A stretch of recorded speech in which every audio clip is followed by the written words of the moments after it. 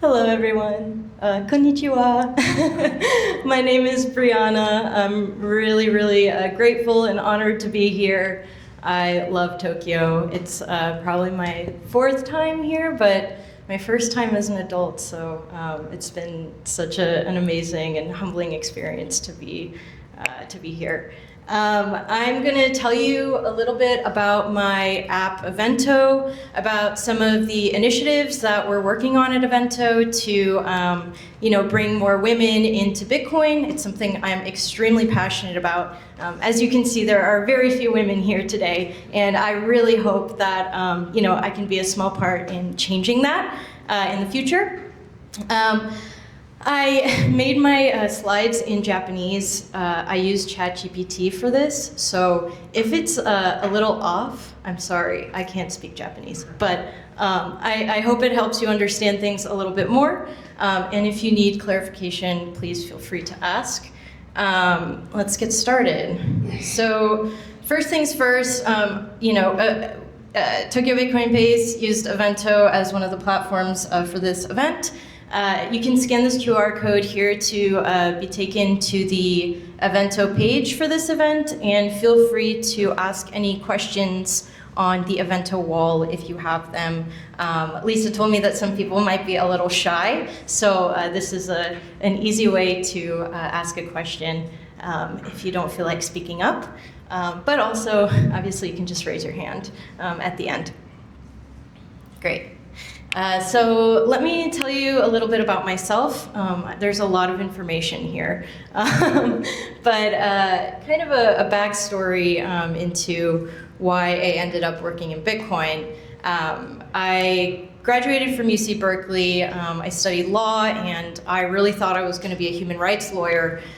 Very passionate about helping people. I was a very active animal rights protester and was always protesting something in school. And I think I realized that probably wasn't the most efficient, effective way to help people, to just like do case by case, having clients, etc. And it was a very difficult industry to actually like make a large impact in, and so I felt a little bit disillusioned. But luckily, I discovered Bitcoin in 2017 through, everyone at Berkeley was talking about it. It was kind of like the big thing. And at first I was like, oh, this is pretty cool technology. I didn't totally understand it at first. And I thought, when I bought my first sats, I was like, man, this is taking a really long time to send to my wallet. I don't know if anyone is ever going to use this, but hey, it's cool, right? Fast forward to 2019 when I discovered the Lightning Network, and that totally changed my viewpoint on Bitcoin, because all of a sudden I could send Bitcoin to anyone in the world, and not only is it like basically free, but it also just like takes 1 second and instantly. I mean, now I pay my employees in Bitcoin over Lightning, and they're in Nigeria, and they receive it instantly. It's unbelievable. So when I learned about that, I thought, wow, Bitcoin has so much potential. And like I said, I was very interested in human rights. Big piece of that for me is women's rights around the world, right? Women are extraordinarily oppressed in most parts of the world in ways that you cannot even possibly imagine. And one of the biggest ways that they're oppressed is financially, right? In most countries in the world, women cannot have a bank account, not because of any other reason, but because their husband, their father, their government won't let them have one. They don't have identification. And Bitcoin solves this immediately. You don't need to ask permission from anyone, from your husband or anyone, any man out there, to have your own money. And so I thought, this is it. I need to do something with Bitcoin. So my first entrance into working in the industry, I had the privilege of being chief of staff at Lightning Labs. which was an extraordinary experience because I got to learn the ins and outs of Lightning, and I really had like such a deep appreciation for the team that works on it tirelessly every day. Then I worked at NOAA. They were doing a consumer-facing application for remittances around the world. I thought that was pretty cool. Then they started to move into crypto, so I was like, bye. Over the past 4 years, I've been a core organizer at TabConf, the Atlanta Bitcoin conference. If you haven't heard of it, it is the most high signal Bitcoin conference that you can possibly attend. I'm not just saying that because I'm an organizer, but truly, like, if you're a developer, if you're a builder, if you're an investor, and you are looking for people to invest in, what an incredible place to go to. It's 4 days of hacking, and just brilliant minds coming together to build, to make Bitcoin better, essentially. So I've been doing that for the past 4 years as well. The next one is October 13th to 16th. So if you're in the US or in the area and you want to stop by, definitely come check it out. We're a completely open source conference, so anyone can submit a talk idea on GitHub. And if it's a good idea and you have the background on your GitHub profile to back it up, then hey, you're on stage. Like Lisa said, I was writing for Forbes Crypto for a while on free and open source software, trying to make Bitcoin and Lightning more digestible for a normal audience. I'm not a developer, I'm not a technical person.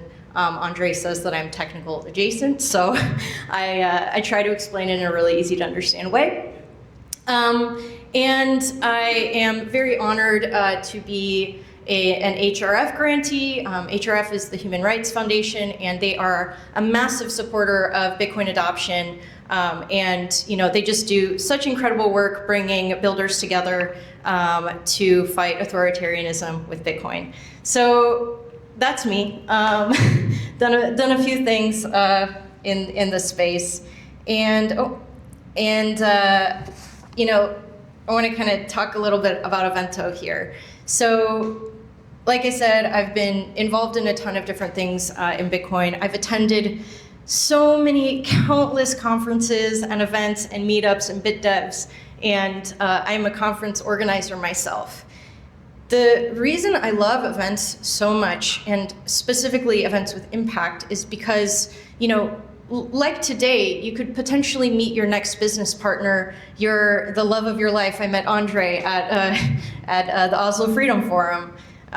You could meet your next investor. You can meet someone that completely changes your mind about something, right? When you show up someplace in person.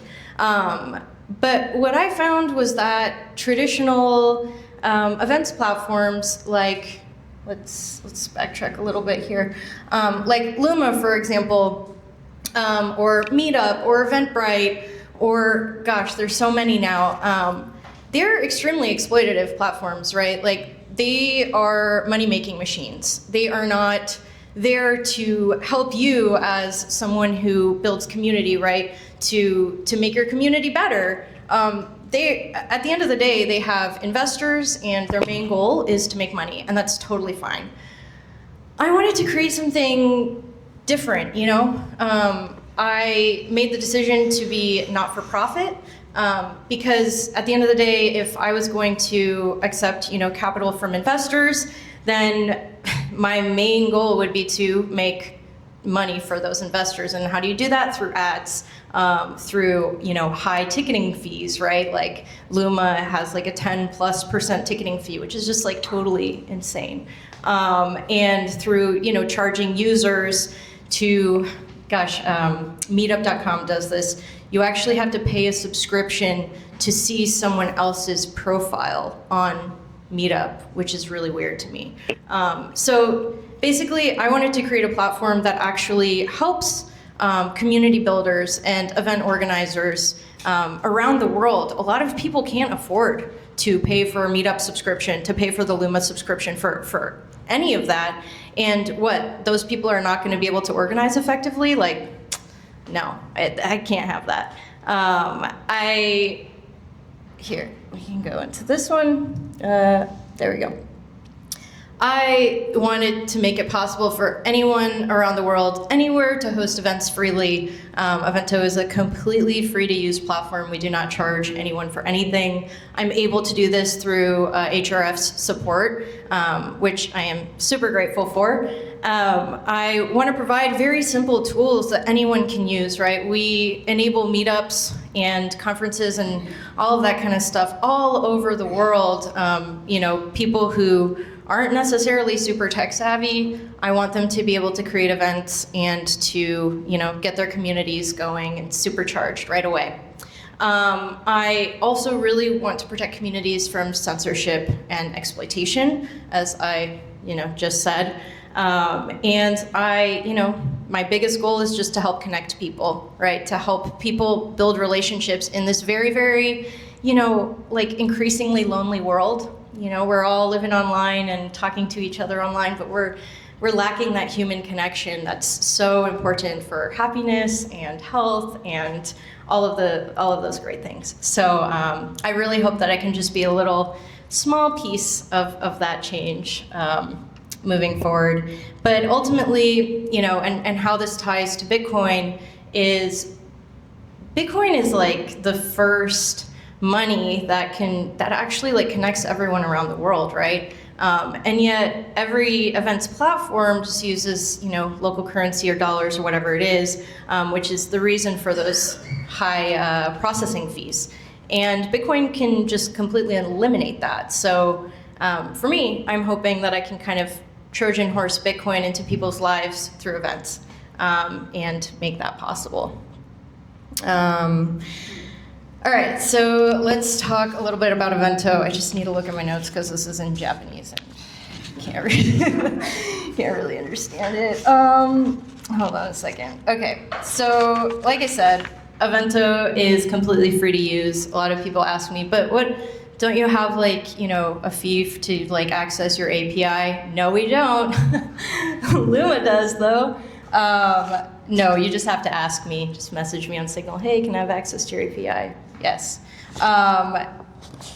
For me, as a graphic designer, a branding person, I grew up in an art family. It's really important for me to have very minimalist, elegant event pages, that really make your event stand out rather than flash the brand constantly in front of your face. So, if you value that, so do I. You can manage your guest list, your RSVPs. You can send email blasts. You have DMs, so anyone in the app can talk to each other. Let's say you meet someone at this event, you're like, wait, I didn't get your number. You can just find them on the guest list and chat with them. We have event walls, so you can post questions there, or you can post what you're excited about. Soon you'll be able to zap those comments and actually receive Bitcoin, so I'm really excited about that. We have galleries, so this is something fun that I always do when we're on a trip, or if I'm have an event with my friends, we always post all of the pictures from the trip or from the event in the gallery. That's super fun. You will also soon be able to zap photos, so that'll be really cool too.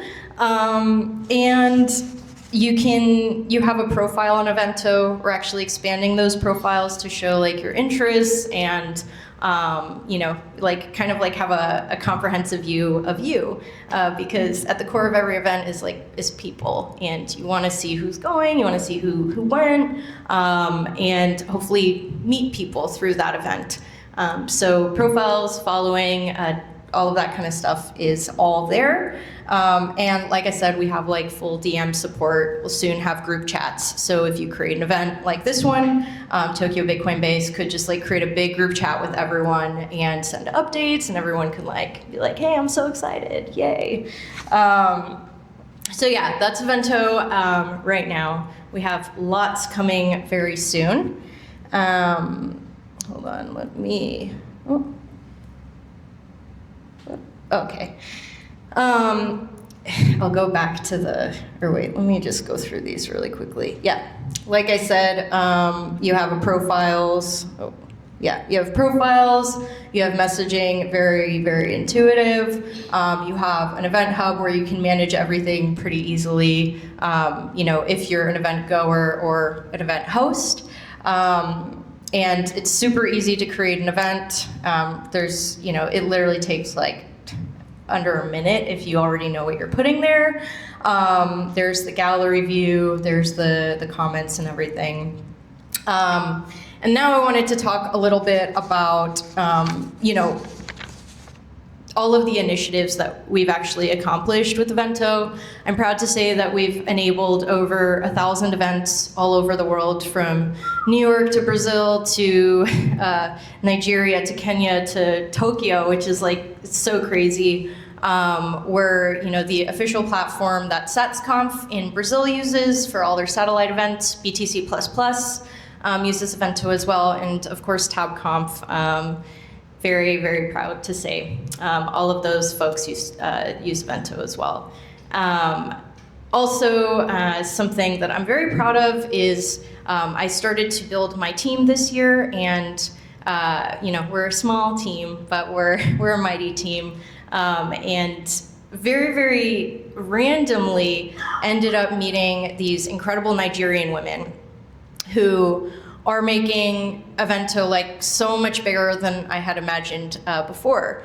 The story behind that was that I released an ambassador program for students who run Bitcoin clubs all around the world.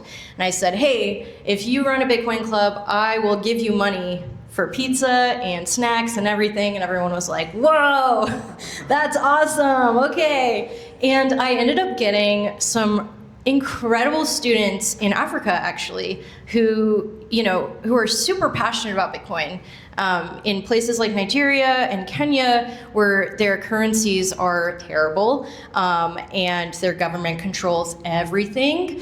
Bitcoin is like such an obvious choice for people, and especially young people are learning very quickly, hey, you can earn Bitcoin, you can work for global companies, and wow, it's like inflation resistant. We should totally use this. In other countries, it's harder for people to understand that because they're not living, with such a terrible currency and financial situation.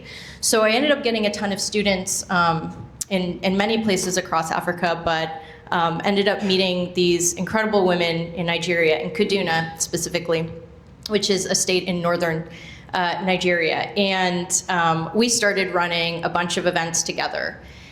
And, we've done, I want to say 10 events this year in Nigeria, very specifically focused on educating women with families, female developers who are looking to expand their careers, and yeah, just general folks, young people, etc., on what Bitcoin is, how to earn Bitcoin, what jobs are available, all that kind of stuff. We did a big event for International Women's Day in Nigeria this year, which brought over 60 women from underserved communities across northern Nigeria, and they learned about Bitcoin for the first time.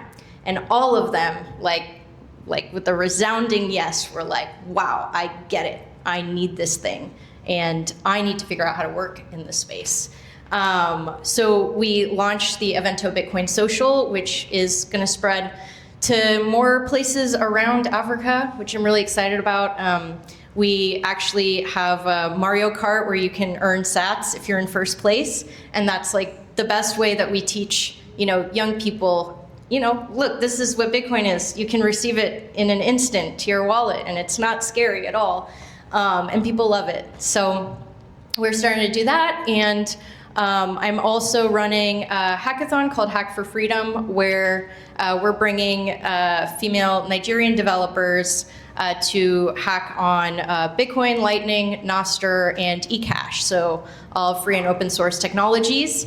And the theme of the hackathon is to hack something that helps women in your local community. So that's happening actually in a couple weeks. So I'm really excited about that. It's just a few of the things that we're focused on powering, putting our money where our mouth is, I guess. Cool. So what's next for Evento? We're releasing a like a huge new build of the app in the next month, so please stay tuned for that. You can follow us on socials. I should have put that up here for updates and everything. But that will have a lot of expanded features that we're reaching like feature parity with folks like Luma. They have many millions of dollars in the bank, and we're hoping that we can reach that feature parity with them, so that folks are like, oh, it's a no-brainer to move from Luma or Meetup or Eventbrite to Evento. And just like a totally updated UI, it's beautiful. So very excited about that. We are also going to become the first Bitcoin ticketing platform, hopefully by the end of the year. We'll have like embedded Lightning wallets inside of the app, so you don't even have to have a separate Bitcoin wallet. We'll have very clear instructions, for newbies on how to get Bitcoin, how to earn it, how to buy it, right? All of those things, because that's like a major issue. And of course, there will be 0% fee from our end, because, like I said, I'm not trying to exploit people. I just want to help community organizers host events. And then we're also working on incorporating more Nostr features into Evento, because, again, I'm passionate about censorship resistance, and Nostr is like the coolest. But it's kind of hard to use, so slowly but surely. Cool. So I know that we're going to do a little fireside chat about women in Bitcoin. But basically, for me, what's important here is that Bitcoin is for everyone. The industry may not, we're not there yet, industry-wide. Someone who hosts events like TabConf, for example, I've seen a decline in female attendance year over year. And so we're going to talk about that a little bit. But like I said, it's an important issue for women, right? Bitcoin is very, very important, and honestly, like, if you want to look at, right, the world's unbanked, women are the majority of that, and Bitcoin has the potential to like free so many women from oppression. So yeah, I already went over all of this stuff. But yeah, like I said, if you have any questions, scan the QR code, and we can like show all of the questions on here. I don't know if anyone has put any here, but we can go through them, or if you have a question, you can just raise your hand. But yeah, that's Evento. Arigato. Thank you so much. We're actually gonna put the Evento page for this event, so you guys can just scan the QR code right now. If you have any question, send your question so that we can actually show it here and also show how amazingly Evento works. If you have any problems, I'm sorry. Okay, I'll change the screen.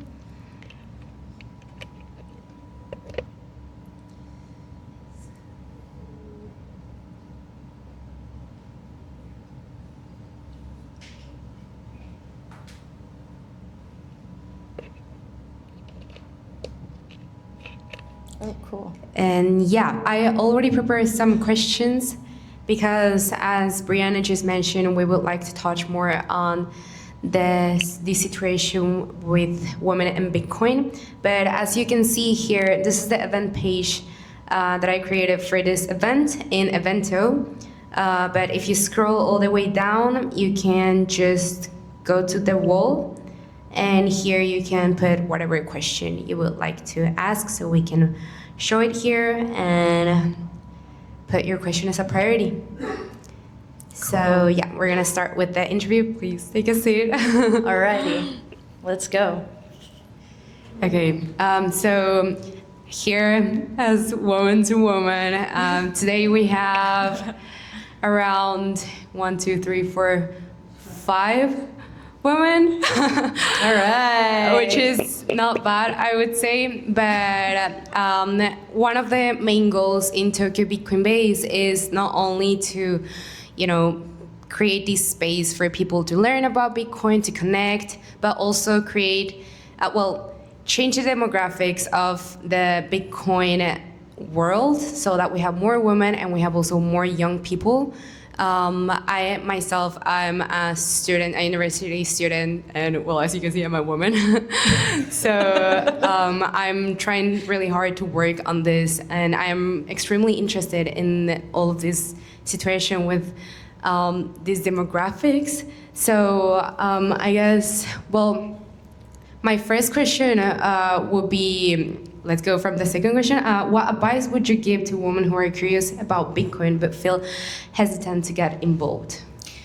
Yeah, this is a really tough one, honestly, because usually I would recommend go to a meetup, go to a conference, do something like that. But then when I recommend doing that, there's always such a negative experience that they have at the end of it. And obviously this is every woman that I have spoken to. They, usually get hit on at an event, or, they are belittled or not taken very seriously. And so my advice, first and foremost, it has changed from going to events. But first, do your research online in like a safe space, right? It's a little bit difficult for men to understand the discomfort that you might feel being in a space where you're not the majority, right? Or you're not taken seriously just because of what you look like. So I recommend just like doing research on your own online, trying to find other women in Bitcoin on on X, for example. We're a lot quieter than the men in Bitcoin, I think for a reason. But talk to me if you want. I'm an open book. And try to find, like I said, try to find other women online that you can talk to and feel comfortable, talking to. It's tough though. And if you want to go to an event, just put yourself out there. And if someone makes you uncomfortable, just walk away and move on. There's really good people in Bitcoin. But sometimes one bad experience can just like ruin the whole thing. So yeah, I don't know if that's any advice, but. No, definitely. Before going to Andrew's question, talking about a little bit of how women sometimes could feel uncomfortable in these spaces where, we're just 5 today. Yeah. What do you think are the predominant problems of why women are not very involved in Bitcoin, or why, at the first point, why women are not included in the finances? Like you just mentioned that 56% of unbanked people in the world are women. Yeah. So what do you think is one of the main problems of why this is happening? Well, there's a lot of screwed up governments around the world that don't believe that women should have any rights. And this is honestly getting worse. And that's the biggest thing, right? It's control. And this is not new. This has been happening for centuries and centuries and centuries, whether you like it or not. And it's all about control. It's all about just like keeping women down because we want to stay up, right? This is not all men, but this is most governments. And so they create laws that make it virtually impossible for women to have identification, which is always required to have a bank account, always required to have a credit card, to have a debit card, whatever it is, to have any form of money that isn't cash, right? So that's a major issue. There are laws, like let's look at Nigeria, for example. I talk to the ladies that I work with a lot, and Sakina, who's my community manager and my right-hand girl, she told me that, it was only 5-ish years ago that she was able to get her first bank account. And she's a very highly educated woman. But she said, the Nigerian government said, nope, not for you. So I would say it's governments. That's the major issue. in that for sure. Hopefully it changes. Hopefully, yeah. I think we have to do the work for that, maybe just a little bit, but something might change in the future. Yeah, I think the biggest thing that has to change is like everyone needs to work together to, make, let's just go back to Bitcoin, to make Bitcoin an inclusive space, right? It's up to men as well to welcome women into that space, right? To not make them feel uncomfortable, to think about like, oh, how is my question going to be received here? And if you find someone attractive at a professional event, maybe just like try to keep it to yourself, unless you're getting the vibe that like that's being reciprocated. But most of the time, if you're a woman going to a professional event, you're trying to make professional connections, right? You're trying to be taken seriously. You're trying to talk about serious things. So, I would say like it's up to all of us to make it an inclusive space. So that's one thing. Yeah, actually, it is super funny because last week some of us went to Bitcoin Asia, and we had a booth there, and most of us were women actually. But the booth just turned out to be like a place to like men to take pictures with us and ask for our numbers. So it's totally what you're saying. Like I mean, it's super uncomfortable. Happens. Yeah, it happens. Yeah, and it's like you may be sitting here and being like, I would never do that. What the heck? But a lot of people do. Before I got married, that was like a massive issue for me. And I wanted to leave the industry. I wanted to stop organizing at TabConf. I wanted to stop going to events because I felt so uncomfortable. And I had to take a break because there were just like way too many inappropriate encounters that made me feel like crap. That's not an unusual occurrence. I am, friends with every woman in Bitcoin probably at this point. And it is not an isolated case. Every single one of them has had a negative experience, just like that. And, it's something that is not spoken about enough, whether it's like, people think, oh God, that's just over exaggerating or it's not important or whatever it is. But we need to remember that like diversity of thought fuels innovation, right? We cannot have just like the same people building stuff over and over and over again and expecting to have a different result. We cannot liberate women around the world who have like no freedom at all if we believe in like freedom technology, right? If we have no women or, people from other places in the world, right? Building this technology, building the future. So yeah, it's a problem. Yeah, I completely agree. Maybe we can go through some of the questions. So the first question that Andrew gave us is, if you had one magic wish, what would it be when it comes to Evento, Bitcoin, and women? This is a wish, but also something I'm actively working towards, is I want there to be more opportunities specifically just for women in the Bitcoin space. So, for example, the hackathon that we're running in a couple of weeks, it's just for women. A lot of people are kind of upset about this, saying, oh, that's discriminatory or whatever. But I just say back to them like, hey, if I host a general hackathon, women are going to feel a little bit like, oh, I'm probably not going to win because there's just going to be a bunch of dudes and I won't be accepted into any team, right? So we need to have more opportunities for women to shine and to thrive and to show their ideas. So my wish is that I could get funding just to host a bunch of hackathons around the world for women so that we can bring some fresh talent into the space. Yeah, that's my biggest wish. Yeah. Well, I guess, do you know, is there any way to give you like donations or something? I have a Lightning address. Okay. Send directly to my Lightning address. Yeah, so, I could put it up there. It's the original BHD at zbd.gg. Okay. Yeah. Okay. Not officially yet. Great. Okay. Well, hopefully you can actually get a lot of fundings and Yeah. I think this hackathon will be really positive. Hopefully we get some grants for these girls, and it's hopefully a model for future initiatives. Yeah. Definitely.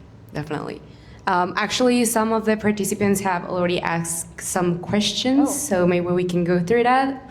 The first question here, I think, how do you manage taxes or customs fees when sending BTC across countries? Is there a problem with regulations?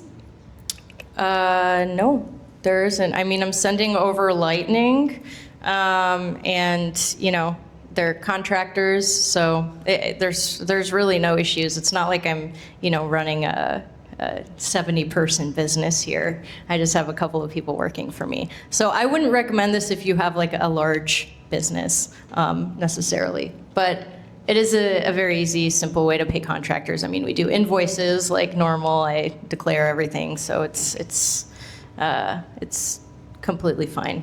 Yeah. I don't really deal with any issues there. Okay. So the next question, I am curious about Evento's business model. How is it different from other event planning platforms? Cool. So, like I said, Evento is not for profit. So we're not in the, I'm not in the business of making money off of this. I'm in the business of giving back to Bitcoin, to people. I personally have benefited a lot from this technology, and I just hope to give back. So no business model here, just hoping to get more grants to keep it running. Okay, and the last question so far is, what do you think of online events versus offline? I think both of them are super important. We run a lot of online events as well because it's not always possible to bring, like a bunch of people together in the same place. It's expensive for people to travel, etc. I think it's really important, but I do think that offline events are like totally life-changing. There's some conferences that I've been to where, I literally have just changed the course of my life, right? So I really haven't experienced that with online events. You can kind of like zone out if you're going to an online conference or if you're listening to an online talk, right? It's not the same experience, but it's not always possible to like be in the same place. I think events like this are so important. Yes, it's hard to get people, it's a lot of work to host an in-person event. It's expensive. It's all of these things, right? But I do think it's worth it in the end. If you can just like change one person's life through an in-person event, it's like, okay, I'm good, I'm done. Success right there. And actually, you just did, because we had a new comment. I have participated. Well, I'm not gonna read it out loud because I don't know if this is. Wow. Wow. But yeah, well, I'm so glad to hear that, whoever you are, and I'm really sorry. I have a friend who also is in a very similar situation, and she won't go to TabConf anymore because of that, and I hate that. But thank you for speaking out. It's something that like everyone just needs to be a little bit more aware of. It's really important. So thanks for saying that, and I'm glad that you're encouraged. Like, keep attending events. Keep like doing your best. If someone's inappropriate with you, just like walk away and be like, you suck. So. So yeah, I'm glad that this helped. Yes, definitely. We're running out of time, so do you have any last message you would like to say for people that will actually want to make changes like you? Yeah, if you host any events, come talk to me. If you're curious about what I'm doing, if you want to help out, I could always use the help. And I also have stickers, so if you want a sticker, you can come and talk to me. But yeah, thank you so much. Arigatou gozaimasu. Thank you. Let's give Brianna a round of applause. Thank you. Thank you. And last but not least, we have Michael from